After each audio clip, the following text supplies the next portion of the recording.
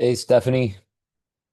Thanks for your work again here in week 10. As we're getting to the end of the course, I wanted to send you a video reply.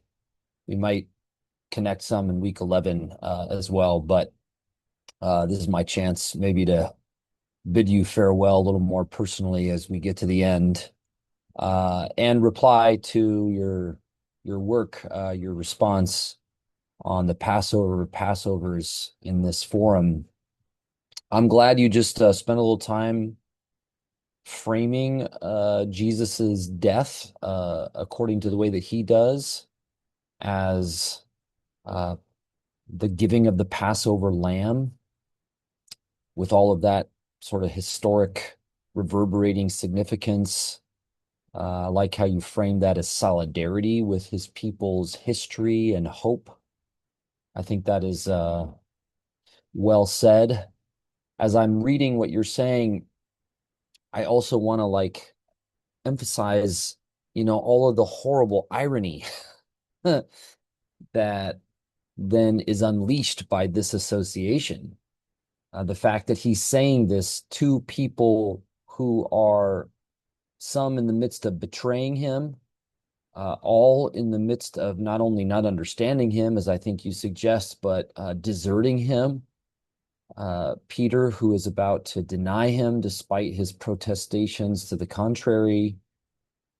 And so that tells us something about uh, Passover power, how it does not um, wait for those who are enslaved, let's say, to be adequate or to meet some condition.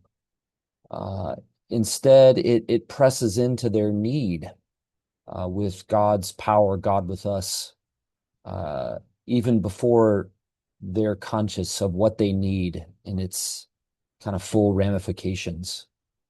So that's an irony that I think is, just worth highlighting. It goes hand in hand, obviously, with the way that Jesus, as the Passover lamb, is going to be tortured to death by the enemy of his people, handed over to that enemy by his own people's authorities after being deserted by his own friends. So the power of God's forgiveness, liberation, salvation have somehow that our account of that has got to integrate this deep irony that runs through the passion narrative and to inspire, hopefully, our discipleship, our way of following Jesus in our world.